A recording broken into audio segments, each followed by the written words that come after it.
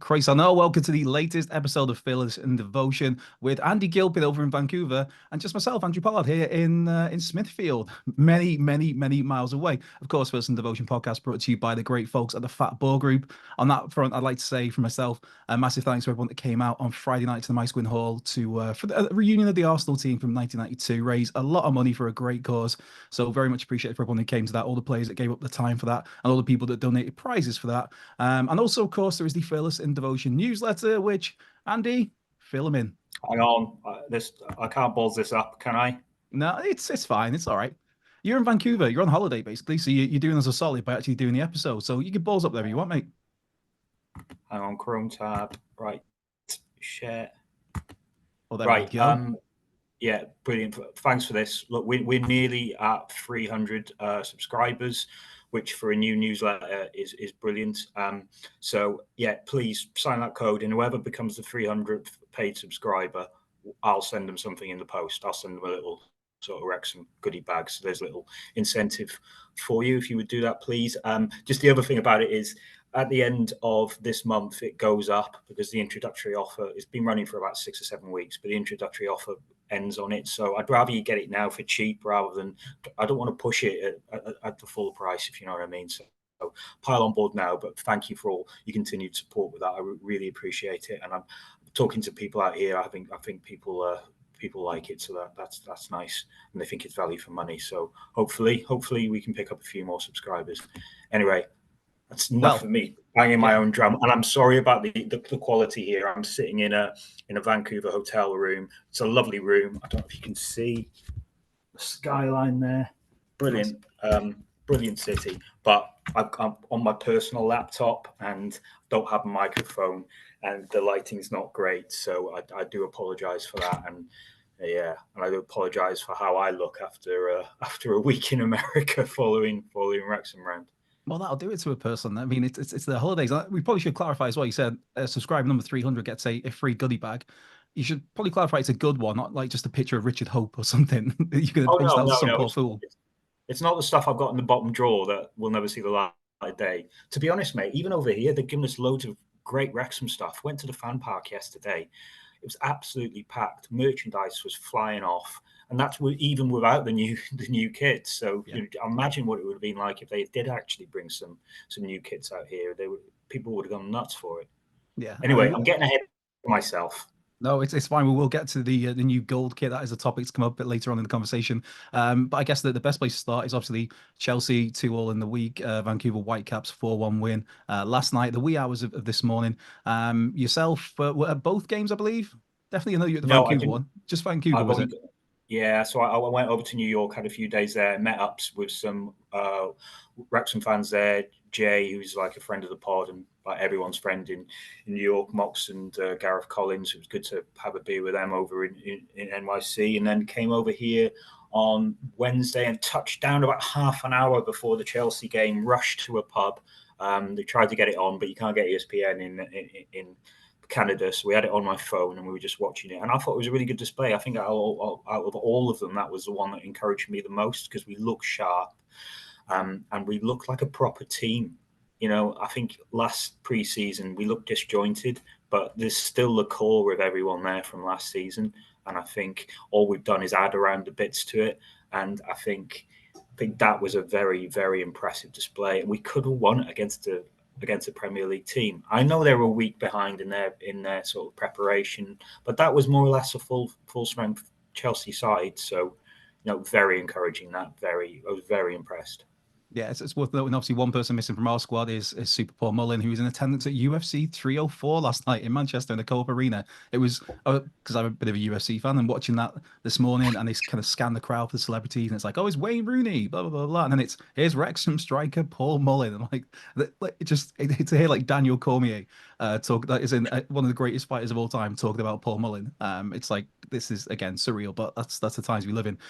You mentioned the Chelsea game, and then there's obviously Vancouver Whitecaps that you actually got to go to in attendance. I guess it'd be remiss not to focus in on that one for now and just how it was the match day experience over there, because obviously from where I'm sat here again in Smithfield, I see the internet clips, I see all the buzz, I hear about all the buzz, and obviously we see it on the documentary. But what was it like to be there and the reaction in Vancouver to just Wrexham as a town, as a club, you as a Welshman? Is it just this massive loving?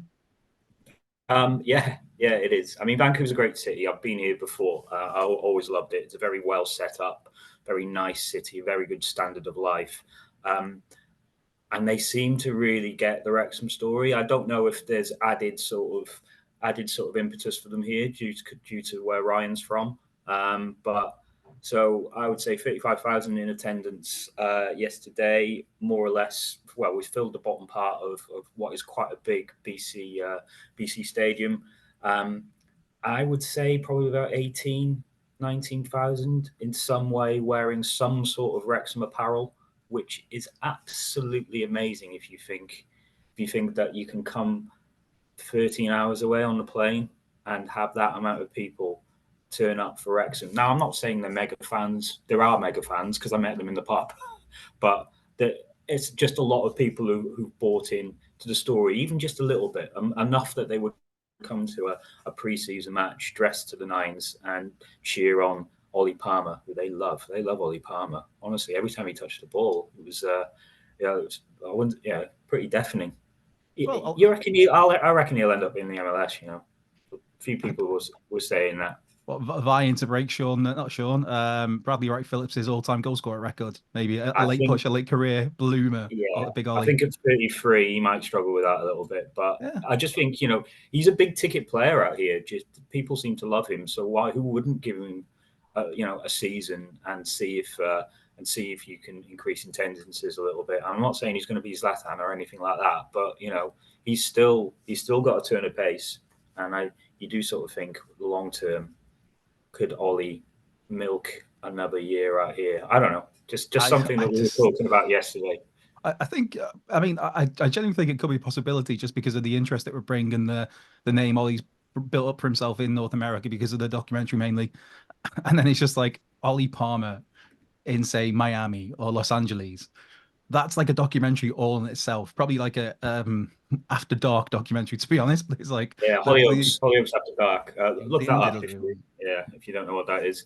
Yeah, Miami Vice, the blue version with Ollie Palmer. Yeah, but the I've actual watched game it. is yeah, the game itself, because I only saw the highlights as much because I was working early doors this morning, so I couldn't stay up to watch the game. I had to be up for work, so I've only actually seen the goals from last night. Just talk through the overall performance. Again, Seb Ravan seemed to have impressed.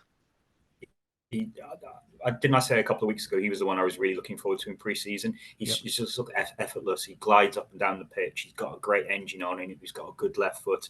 He's probably a little bit more attacking than he is defending, and I think that will get tested.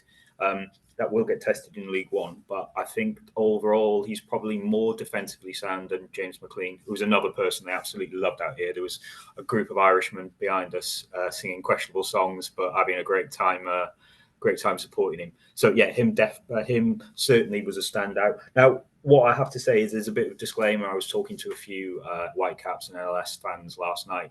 That is nowhere near their first team. So people sort of saying the MLS is a bit crap. I think we've got to put it in context, really. That was like Wrexham, playing a team with Rory Watson in and, the defender who went to Marine, whose name escapes me. But Gaz Evans. that, no, Oh. well, not that far back, mate. Scott Butler.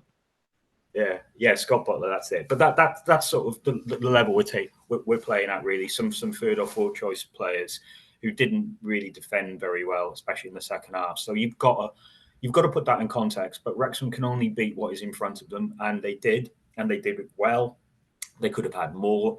There was some impressive cameos. I thought Jordan Davis for his goal. It's nice to see him break hard into the box and really get on his bike and get in on the end or something. So that was good to see. As we said, Revan. I don't know. I was listening to the American commentator, but I don't really trust them to be totally. It was just Revan. yeah, it was With all the very combo. over the top and animated, Yeah. and it's like ball into the box. It's like chill it out, man. It's okay. We're not the NFL. It's not the Super Bowl. It's cool. Let's wind it down. It's soccer. Hey, yeah. So the pronunciation of that was all over the place. But with obviously you mentioned there about how this the Vancouver team was far from full strength. The Chelsea team, there was a fair few names in there, and then obviously they brought on Raheem Sterling amongst other people, and then Bournemouth before that, the draw with Bournemouth, who again had a fair few regular starters in there, far from full strength, but there was enough names in there. So how much do you read into those two games in particular in terms of for the season ahead? Two Premier League teams that we've held our own against. Granted, again, not necessarily a full strength Premier League team, but should people get too carried away with that? Because I did see some people saying like, "Oh my God, we drew with Chelsea. That's it. We're going to be basically going to piss the league." It's like it was Chelsea, but it wasn't quite Chelsea. Come on, and it's Yeah, and preseason. I'd say that, yeah, it is preseason. You can't get carried away with preseason. You know, you could lose every game and still have a cracking season out there. But you just got to put it in context with where we were last season. So last season, it was a bit more all over the place. We lost 5-0 in the first game. Okay, we got it back a little bit and beat a very young Man United team and a very young LA Galaxy team. But we just looked a little bit off the pace. And I think being dragged here, there, and everywhere around the country didn't help. And it certainly didn't help for MK Dons. So all this has to build to somewhere. So it's building towards the first game against Wycombe. We've got another pre-season friendly on Saturday against Fleetwood. I imagine he'll probably do 60 minutes of what he would decide is his first choice 11 for Wycombe. Be interesting to see where he goes up front. I don't think Dolby did badly yesterday. Marriott looked lively, so I would say Marriott's probably a surefire starter. I wonder if he'll go more the experience of Palmer and maybe replace with Fletcher. But it's interesting because, you know, he does have a lot of time for Dolby, and he thinks Dolby is a quality player, but Dolby is a player who needs to play straight away. So for example, I remember Andy Morel we always ask Andy Morel the same question, right? How did you go from a 6-goal a season striker to a striker that scored 40 odd and just had a purple patch which made your career? And he always said, the manager trusted me in pre-season, he played me in pre-season, then he played me in the league, I scored, and when I didn't score, he didn't take me out. And I think if you give Dolby all those things, then you know where we are with this player. If he still can't do it after that, that's fair enough. But you've given the guy every chance. I've got a feeling he will be in and around it. So that's interesting. I think preseason wise, they just look fitter. I think they really do. I think the likes of McClean coming in, you know, he wasn't about last preseason, but that guy will not stand for anyone slacking or anything like that. He's the example. If you see how he trains, and then you sort of go, right, he's a top level player. He's got 100 caps for his country. That's what I need to do if I want to be a top level player. And I just think the likes of that, which, you know, it's a very clever signing, and I just think it's elevated us all again. And I think we're seeing the benefits of that this preseason. I'm just going to grab a water. Yeah, no worries. I'll just wax lyrical about Sam Dolby because I'm glad I'm not the only person that has a little bit of belief in him. I did have a chat with Phil Parks at the start of the year, and he said that Dolby is one of those players where the quality is there to go far in the game. It's just a lot of it is a confidence issue, and also the fact that, well, mainly it's just a confidence issue. He's quite shy and mild-mannered, but you don't need to tell him what to do. He knows exactly where to be, his positioning, the runs to make. And then he also compared that to, say, Ollie Palmer, who I think, as Parky put it, to kind of paraphrase him, it was along the lines of he wishes that Dolby had some of Ollie's confidence, because Ollie believes he's the best player in the world, but you've constantly got to be telling him where to go because he hasn't actually got the brain, as it were, in some regards. Yeah, the football brain to know which runs to make. But yeah, I think it's an interesting with Dolbs. I mean, it was something I was going to talk about later, but might as well bring it up now because you mentioned James McClean. Going into the season, where do you think he starts? Because, I mean, Revan, whatever, left wing back seems to have impressed. Do we start with McClean in the middle of the park? But there's a lot of options there. Does he fill in up front? We saw him a couple of times towards the end of the season play up front. Also, one of the friendlies he played up front. Or dare I say it, does James McClean start on the bench? I don't think he starts on the bench. I think he's too important to the team. I think they will find a way to get him into midfield, I would say. But, you know, we've said this a few times. There could be an away and there could be a home Wrexham team. We can't go to the likes of Birmingham and Bolton and just do a blazing 3-5-2 with our wing backs about, you know, the same height of the pitch as our strikers. We'll get picked apart by that.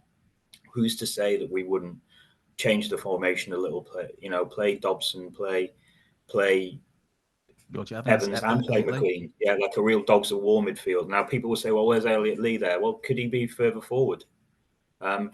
Lee last season started it with like a house on fire because he knew that he had to take the mantle from Paul Mullin to be the star player, and he was playing a lot more forward, and he was driving the game in the way that a fully fit Moles does. So maybe he may look to tinker, and he may sort of think, right, well, maybe I do start Elliot a bit further up. Now, I went to the Men in Blazers event on Thursday, and thanks for Rog for inviting us. We had a great time, and there was a few takeaways from it.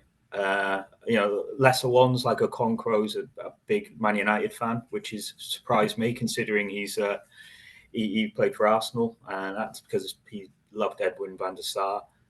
Ollie thinks we'll win the league. Who'd have thought that? Of course. Well, he didn't say we'll win the league. He said we'll go back to back to back in his normal. That sounds like a night out, to be honest. But a normal Palmer exuberance. But Parkinson, almost unprompted, said that he would look to change the formation this season. Well, there was was it the Bournemouth game or was it before that where we tested out a diamond formation? I think Hanley, wasn't it? The Hanley game, yeah, where we tried out a diamond in midfield for four central midfielders. Which I mean, you'd have say Dobson, Evans, Elliot Lee, and you could get James McClean in there as well. Or obviously there's an Andy Cannon, James Jones even. So that surprised me. But look, I've said this in the newsletter. Right, people say that Parky's got a ceiling. All right, well, flip it around the other way. Parky's a pragmatist. Parky plays the percentages. Parky will do what he needs to do to get out of that division. Now, in the National League, that was like a real battling dogs of war, never give up sort of team, led by the likes of Tozer, Aaron Hayden, wouldn't be bullied. When he got to League Two, he needed to change it a little bit. He needed more ball players. He brought in George Evans. He brought in James McClean, who can control a football. He slightly adapted to play, and it got us up again. So Parky's probably looking at what he needs to get us out of League One, and he's saying, "Look, if that is me changing my formation, I will do it because I want to get us out of the league, and that's the only thing I care about."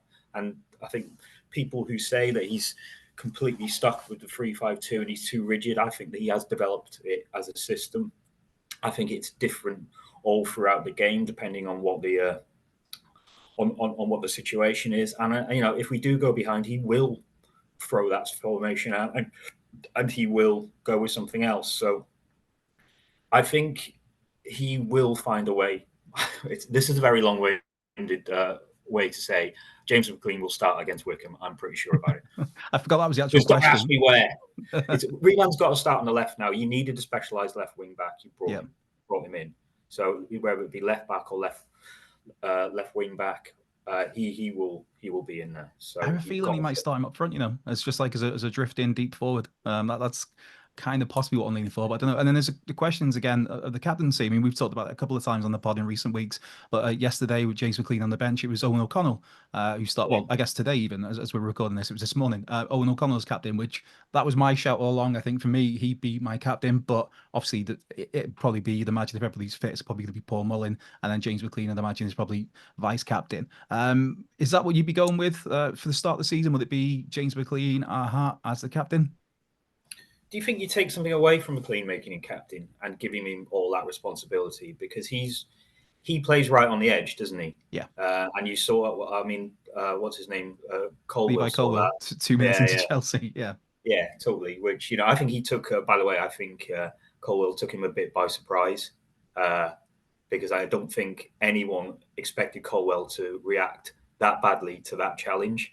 And so I think that's why McClean was on the back foot a little bit. But yeah, he is top of my least like to fight in Wrexham, in the Wrexham squad at the moment. But whoa, I have to stop you there. Who would be on the other side of that then? Who is the one you'd most like to fight for whatever reason? Whether you think you can take him or just you got a personal Gilpo beef with him?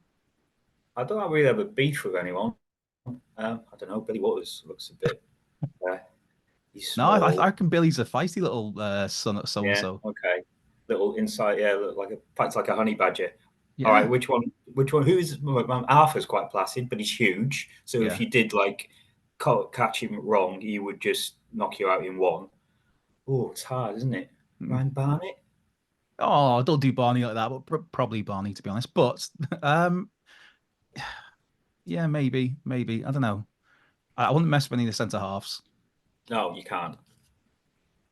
I mean, when you say Dolby's low on confidence, I might be able to rabbit punch him when he's not So looking. he's going to run up to him, like abuse him, ruin his confidence, and then give him like a little slide dig in the balls, and then give him the old Yeah, and Gilbo to be honest, haymaker. and then when he does absolutely batter me, that might raise his confidence a little bit. So Well, there we go, double-edged sword. So yeah, either you win the fight or you inspire him to. Yeah, okay. So when he goes on the run at the beginning of the season and gets 10 in the first 10 games, it's for all me, because he had the tussle I watch with the A&E. Gilpinator. Yeah. Yeah.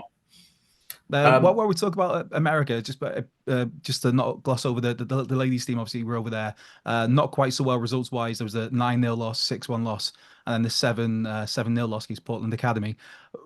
Obviously, it's never good to be on the end of hefty defeats, especially three of them back to back to back.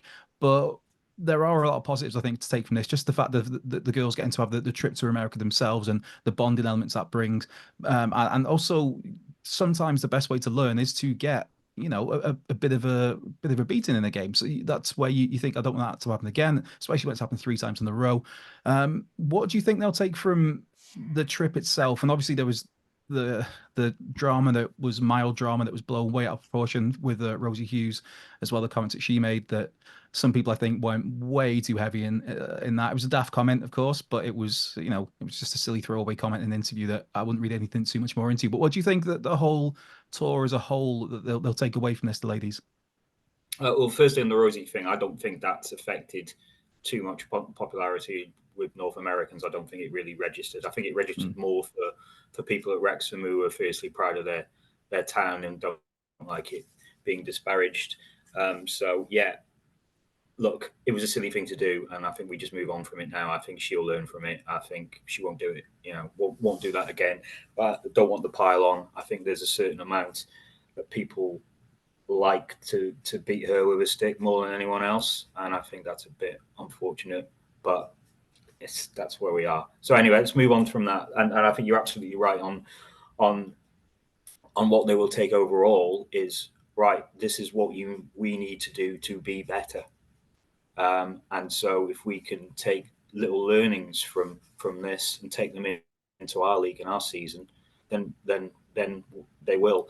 I think we've got to put it put it into context. You can't say that the MLS is crap because we beat Whitecaps 4-1 with not a first team out. But the same could be said of the women's setup here is so light years ahead of where it is in the UK, and everyone plays from school. It's like the number one participation sport for women out here. It's on a different level. Their training grounds, their training regime will be completely different from what we do. So it may be more around what the coaches and the likes of Gemma can see, pick up from here and maybe implement over there. And that might be the biggest thing that they take and they can learn from this tour. Yeah, So because I mean, US women, the football over there for the ladies has been, like you said, it's been light years ahead of anything else in the world for so many years, which is why you saw that the US ladies dominate world football for the most part for so many years, because of the funding that was put in at I say an early age, that doesn't really quite fit, but the funding that was put in so long ago, and they obviously reap the rewards from that, and yeah, all the success they've had. I mean, some of the best players in the world for the longest time were part of the US team. So yeah, I don't think there's anything particularly disgraceful about going over there and getting beat by teams that have got far better setups and are far more professional ahead of the game. Not to say we're not professional, but it's just the matter of the fact that the money invested into the US women's football system is just way ahead of ours. yeah, and it has been for 20, 30 years. Yeah, So we're playing catch up. We certainly are playing catch up in Wales as well. yeah, So we can't hammer them too much for that. It's a case of they will take certain things that they can learn and be better yeah. because of this. And people were just glad to see them because at the end of the day, they featured very heavily in the documentary. People want to see the people that they've grown to know play in the flesh, and so it's a success to get them out here and amongst it, and it just gives them a massive shot in the arm. It's like a thank you for putting the hours in with your job to play for Wrexham, and you'll get a reward. And for the likes of Lily Jones, it's brilliant, isn't it? Yeah. Yeah, I mean, getting to wear someone like Lily getting to wear the Wrexham shirt itself is just such a massive honor. And to segue from that, from shirt to shirt, we have a Oh, hang on, new. I'm going to share again. Right, Okay, again, okay, what pop it could up. possibly go wrong? Oh, there's loads of ways it can go wrong. Oh yeah, right, okay, Oh, you oh, see there that? we go. Look, there's a nice gold shiny shirt. We are missing Tim this week, our shirt aficionado. So you stuck with me and Gilport really to talk about this. But what are your thoughts on the gold shirt, the third shirt that's been released this week? So I thought it was a bit two-tone when I first saw it, but then Mm, you know what? The more you dig into it, the more you think that's a nice classic, well-rounded and different shirt. And I've never been like the home shirt sort of guy. I've always liked the away shirts more because they're also vastly different from season to yeah. season. You get the Philadelphia green with the collar and the crosshatch, and then you get the black one, which I think is probably my favorite shirt of the last 10, 15 years. I mean, Rich Fay, who was out on the trip with us, was wearing his original ENS, Oh, I think beauty. 92, 93. And I was just thinking, how can I steal that from him? Because that was a sick, classic shirt. But, over the last 10, 15 years, that black shirt, it's brilliant because it fits nicely. It's a classy shirt, that, and this isn't too far off it. Now, okay, yeah, I'm not a fan of the sleeves. I don't think you really need 3 macaron badges down each shoulder. If I'm being absolutely honest, I think Yeah. one would have sufficed there. Uh, but the rest of it, the detailing, yeah, it's simplistic. Can I also be practical for a second? Please do. Remember Ivor, is that how Ryan used to say it? Ivor, Oh yeah, Ivor, yeah, yeah. Evo Ivor Williams. Williams. Yeah. Yeah. Well, Evo Williams. Yeah. yeah, that's it. Well, they washed horrifically because the logo was a bit unwieldy, and so Yeah. I brought one over with me, and I was like looking at it when I was in the pub, going, "Oh, well, that's all frayed. That's gone. That's got about 2 more washes left in it." So, from a practical sense, the way they've got United on there will mean that's not coming off anytime soon. So Yeah. over a long period of time, you will still be able to sport that kit, and I like that. God, I remember some So of the Van den El ones when they would just go, they were kind of made out of like bin bags, and there was the one with the square just go logo on the front, yeah, and that washed horrendously. After like about 4 washes, it starts peeling off. It's like nah, but these are very different. Myself, when I first saw it, I absolutely hated it. I'd heard loads of good stuff about it in the build up to it because okay, a certain magic little man, who obviously we've seen now was on the announced video for it, playing darts that and was classy. yeah, it was That was very nice classy. that. And Mickey had said it was very nice. It was, and I was like, yeah, we'll see. I got my hopes up for it, and then the reveal came, and I was just like, that's absolutely minging. That's disgusting. It reminded me of an away shirt Man United had about 2003-ish. I think it might have been Vodafone, but it seemed really like shiny gold. I was not a fan at all. The more I've seen of it, the more I've seen it actually on people in the Yeah, flesh. It's just like, okay, it's grown on me a bit more. But that initial like the still of it when it was announced like this is what it is. I was like, no man, not for me at all. But no, I quite like it. The more I see it, the more I like it. And I I agree that it doesn't need the 3 macrons down the side, but I like the way that it does. There's like a little cut off of the pattern just below the shoulder, so it kind of goes around and then cuts off a bit. And I do like the collar, and I like the gold base behind the badge as well. Is something very different, and I do like that. So I've talking myself into it. I've not ordered it, but I've talked myself into it now that I think I will at some point. There we go. We can see it on the yeah. screen there if anyone's watching this The on detailing YouTube. is quite nice. If you look Yeah, inside the diamond, it's quite a nice touch, really. yeah. Yeah, and I don't mind the black badge. Sometimes you No, don't I need a like big it. I like. colourful badge. So yeah, I think I want to see the other one. But I Well, think I've got as Liam's not here. I've got my own snout. It is not yeah, the same snout, but I've got a snout who has seen the black shirt, and I was going to say how he described it, which I don't know if I mean I could say it on this, but it's very crude. But the other way to say it was he said it's to him, it's the nicest away shirt we've ever had. Um, so he was very much a fan of it. So yeah, I didn't know where that was going. I wondered what I sort mean of crude I thing you were can going to come up with. you know what, just for shits and He giggles, I'll see didn't if I show you a picture, did he? he didn't know, but I will see if I can find the text description of it. Yeah, Oh, this is this where it is gets from crude. S. Harvey, yeah. Yeah, from this is from Mr. Sean Harvey. You'll spunk yourself when you see the Towns New away kit, la. Oof, just been rooting through the box, ready to be printed up for the squad. Yeah. Yeah, that So was good. Yeah. yeah, exactly. And then he put, yeah, it's that in my very hands. It's the best one ever for me in terms of best ever away shirt that Oh he's seen wow, for Wrexham. better than that blue ENS Oh one. man, nothing tops that for me. That is the gold standard, Yeah, no pun intended, yeah, the blue standard, the blue ENS, and we had the greeny yellowy. Well, we had all the green and yellow ones.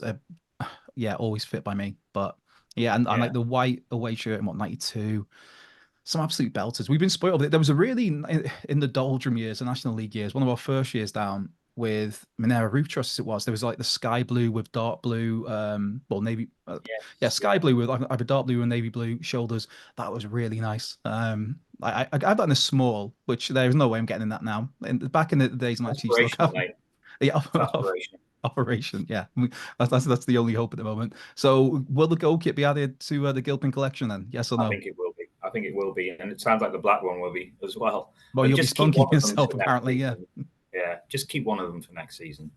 yeah, yeah. Um, It would be nice, if I think Tim mentioned it. I think it was Tim on the last pod where to release, three new shirts at once. It's yeah, but again, it's the way of the world. It's you can understand why they're doing it, even if it's financially it makes a lot of sense. Morally and ethically, maybe not. It's like how the streams for the Chelsea and the Bournemouth game, we were charging a tenner to stream it. Bournemouth and Chelsea were charging a fiver to stream those games. It's like, yeah, again, I I mean, get I why it wonder if happens. I know what you mean. Look, it's the same with the fan zone. Did we discuss that last week? We did The extra not. tenner. No, I don't think we did. No, we didn't because it only came out. It came out after the pod. So yeah, feel free to wax lyrical about the fan zone, Gilpo. Well, look, um, do I like it? No. Do I understand it? Yes, because and I know this from experience from talking to guys out here, right? People are used to coming to a game out in North America and paying $200-300 for a great seat.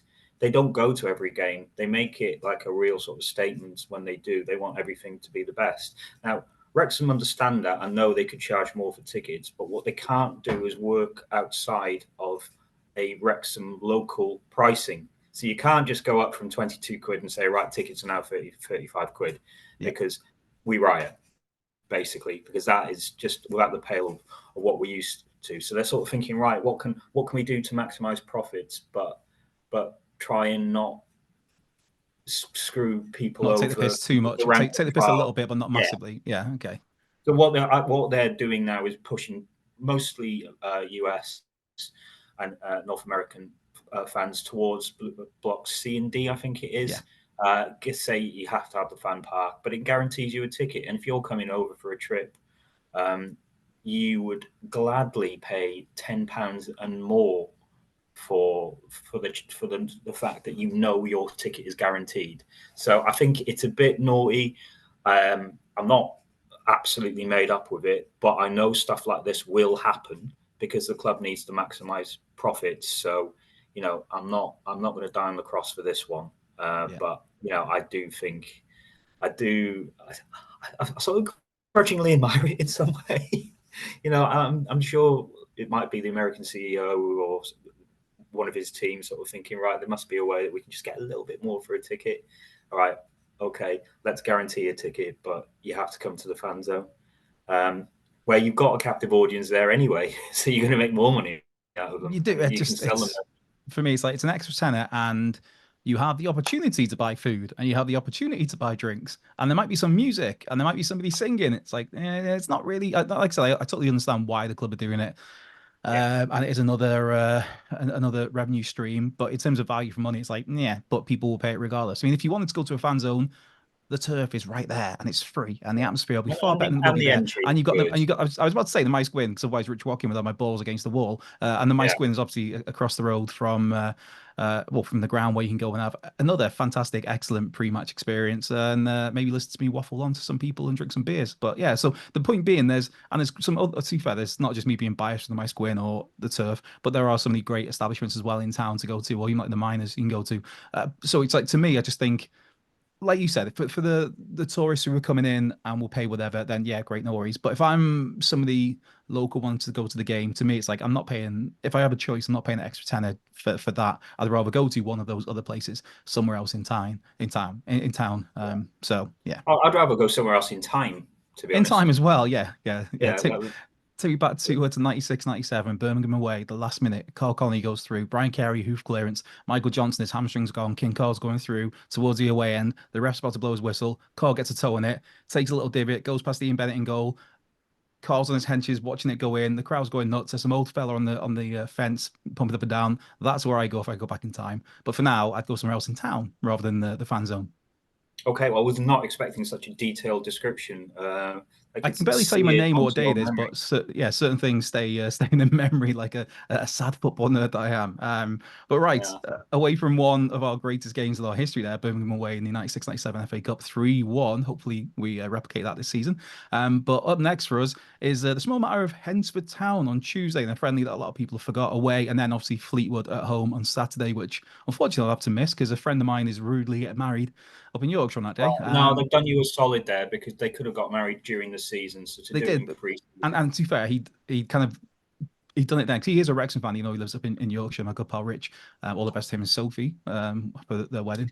But yeah, it was like the date had been set for ages, August the 3rd, and then we announced that the friendly is Fleetwood, and I was like, oh mate, I presume you spoke to the missus to get the wedding pushed back a day. Funnily enough, no, that wasn't happening. But what are your I'm with expectations? Sophie on that.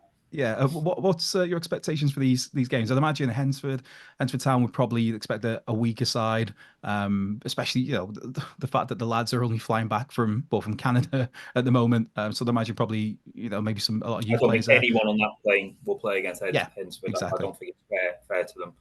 I mean, Yeah, someone who hasn't had any minutes, maybe Waters. I don't know, but I just you and can't Billy really. Waters again. You got it in for him. I say, is that were No, you I'm going to not meet him putting it there for him. and I'm fill trying him to get in? him Is that some it? minutes. I'm trying to like get some fitness for him so he can Okay, duff me up. Um, duff me uh, up. yeah, but just the way that they'll I think they're flying this afternoon.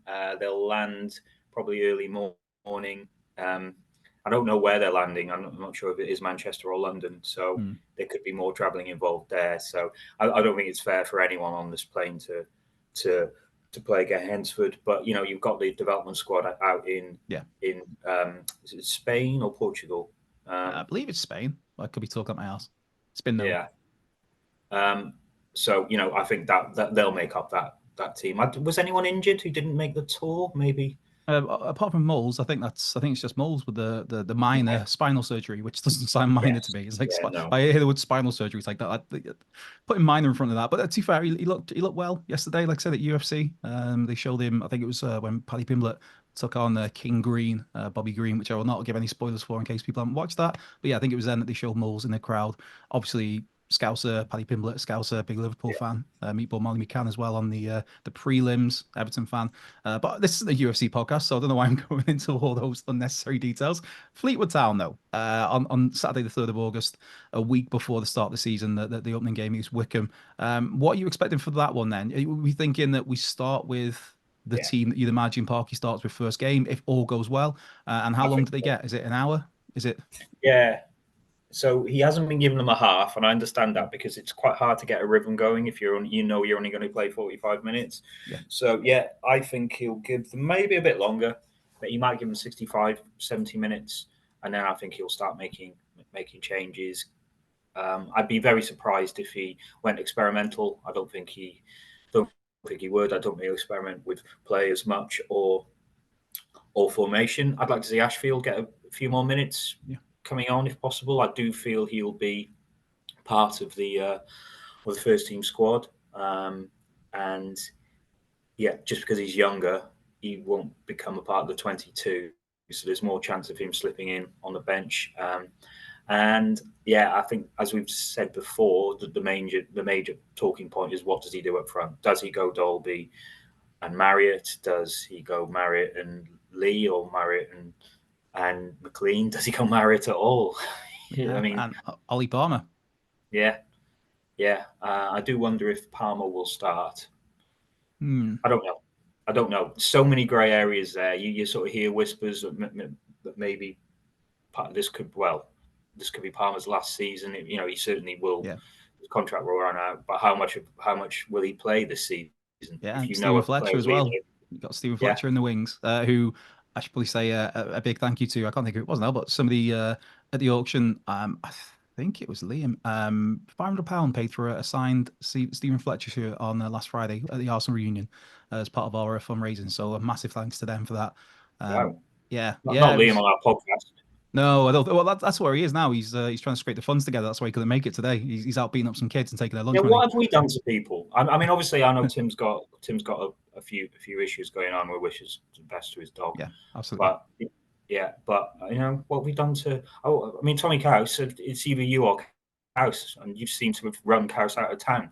Couse is too busy gallivanting with ladies these days. He's a taken man. He's a busy man. He is. I do like vicariously living my life through. Yeah, that's why I've got nothing better to do on my Sunday evenings. It's just me and the cat. Reese. I mean, I know he's busy and he's got a new kid. But come back to us, Reese, please. Yeah. 25 minutes of your life, mate. Come on. Surely you just want a break from all the baby stuff, don't you? I'm going in the shed for 40 minutes to talk about Wrexham. And then he comes in going, right, what's been happening with Wrexham then? Because I haven't seen any of it. One day he'll be back. Anyway, we digress. And I guess the big question for you there, Mr. Gilpin, is you've been out there absorbing the atmosphere in not just Vancouver, but also New York City as well. What are your thoughts right now going into the new season, and how confident are you? How happy are you with the squad, and how confident are you in terms of how we'll do in the league? I said this yesterday. I think if we bring in a new striker, I'm confident we will go for playoffs. If we don't, I think it will be a tougher season, and I think we'll be more mid-table. I don't think we're a relegation side. I think there's enough there and enough quality in all the areas and enough adaptability as well. Like we say, where could we play McClean? Well, we can come up with 4 or 5 options for him. So, it's a good, adaptable squad.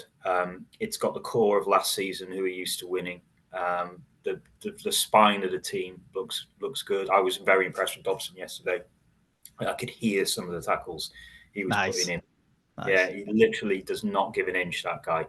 So, it's like an immovable barrier to going through us, isn't it? And if you do get through him, then you've got to get through O'Connell. And if you do get through him, then you've got Arthur at the back.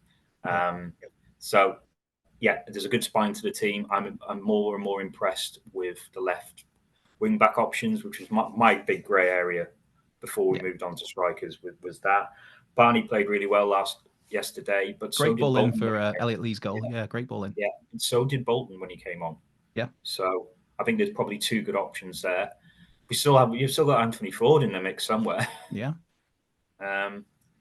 So yeah, my big grey area. If we could bring in 1, maybe even 2 front men while Moles is recuperating. And give him the time he needs and not rush him back like we did last season. I think that would be brilliant. I think it would involve us moving some players out on loan, maybe Bickerstaff, Waters, even Dolby, because I really think that can go either way. I really do. I really think he can start the season strongly and cement himself, or I do think he can fade away, not make the 17, and maybe get moved on. So that could. I don't know. I can't. I wouldn't be surprised to see Dolby and Jack Marriott start the season. I don't know. For some reason, I've got an inkling that might be it. But then I'm also of the thinking that maybe James McClean goes up top for a bit. I don't know. But that's good, and that's a sign of a team that keeps you guessing, isn't it? Wickham managers can't say for any sort of like clear sort of indication of who might play and where. So it's good that. Even when I love a team sheet where you're trying to work it out and you're thinking, right, is he going there and he going there? I had that against Coventry, which is probably everyone's favourite away game for the last 2 or 3 years. And like people in the pub going, well, thanks, Parky, you've absolutely screwed this one, haven't you? And what do we know? In Parky we trust. So I remember that very well, getting off the coach, because we didn't have any Wi-Fi signal on the coach, and we got to the ground and then saw the team, and there was this groan of, Dolby starting. And it's like, where's Tom O'Connor playing? Obviously, he played at the back that game, which I'm not sure if that was the first time he played the back or not for us, but I seem to think it was, or one of the first times anyway. But obviously, things worked out. Like you said, in Parky we trust. I've been kind of saying since the end of last season, I'll happily take 12th this year and a season of consolidation. I got told off for that prediction by Wayne Phillips and Stevie Watkin, nonetheless, on Friday, that it should be aiming for 7th, maybe a little push into the playoffs. I'm aiming for 7th, and I think if you get the right striker in, you will be pushing for the playoffs. Like when you get to the playoffs, all bets are off, right? There's no divine right. I think Birmingham and Bolton will probably run away with the league, but I think there is a chance in the playoffs. But there are a lot of other strong teams: Peterborough, Rotherham. Rotherham spent some good money. I'd be interested to see how Reading do, because obviously they've been a big club in more recent years, obviously in the Premier League, 10, 15 years ago. But then the situation they've been in the last, 2 seasons, 3 seasons with their owner and all the crap they've been having to go through. So I'd be interested to see what the crack is with them, with Reading. Yeah. It's such a strong league that I do think anyone can beat anyone, and it may be that you can sneak into the playoffs without a huge points total, because Huddersfield, another big team in there, Huddersfield Town. There's so many we haven't mentioned as well, which have Stockport. They're not resting on their laurels. No. Yeah, but we're not League One experts because we ain't been in League One for so long. Yeah. But we soon will become League One experts. And that's the fun of this, isn't it? That's a bold statement. All of a sudden, overnight, we're going to become. I won't say overnight, but we'll pick up who the better players are, who we want suspended. Okay. Give us to the end of September, maybe October, and then we'll be experts. Yeah. Yeah. Why not? Brilliant. Why not? We'll just have that. We'll just have that Ollie Palmer arrogance about it, that we will become experts. So I'm going to go to McDonald's and get a lift home in a boot from somebody and record it. Is that it? Okay. Okay, I'm going to do that right now. Definitely do that, and sure, and health and safety will be absolutely fine with it. The Fearless and Devotion health and safety monitor will just tick that one right off. Right, I'm going to go because I want to go today. I'm going to go up the lookout tower. Nice. I'm going to go to. Pretty sure that's in like Transformers. I'm sure it's like Transformers the movie, like the 1986 Transformers the movie animated one, where it's like, there's the lookout point. Lookout Mountain, that's the Badger. Yes, that's where all the Decepticons come in and the Hot Rod's there, and it's all kicking off. But again, we'll segue into that. We are trying to wrap this up because you want to go and explore Vancouver. I'm going to go and do not much here in Smithfield. Once again, this podcast is sponsored by the Fat Boar. Go and check those guys out there, those guys and gals. There is, of course, the Fearless and Devotion newsletter. Make sure to check that one out. Any final words, Mr. Gilpin, before you go and explore parts of lovely Canada? Thank you. A big thank you to everyone who's been so great over here. So Red Horde, who's a Vancouver-based Wrexham fan, laid on some great events for us, and I'd like to thank him and everyone who showed up, everyone who had a chat, anyone who didn't get time to chat to. Hello, it's just it's so humbling to come out to something like this, and people that know your name and want to talk to you. I was a guy called Pete yesterday who knocked into me and went, "Oh, hi, it's you," and then bought us beers and we had a good chat and we met his Woking supporting friend. But they're the good interactions you don't normally get on a preseason trip, and everyone is up for it and everyone is super nice and everyone is happy to be on this journey with us, and we're happy to be on it with them. And I've just got to say thanks to everyone, and can I also say thanks to Destination Vancouver, who've done me, Rob Ryan Red Brew and Richard Sutcliffe. They really looked after us, got some great passes for some great events and attractions. Really great city. Anyone who does want to come out here, I'd definitely go on their website and see the best things to do. Yeah, so made up, don't want to leave, but you got to get back. Got to get back for Wickham, haven't we? And work as well. Bills need paying. Oh yeah, that guy. Yeah, that thing. Yeah. Right, I'm going to tie this up, mate. But thank you so much for coming on, mate. I'm just thanking everyone at the moment. I'd like to thank my mum. I'd like to thank our Lord Jesus Christ and our Savior, our partner in crime. Yeah. Right. Okay. Let's go because we're boring people. Goodbye from me. Goodbye from me.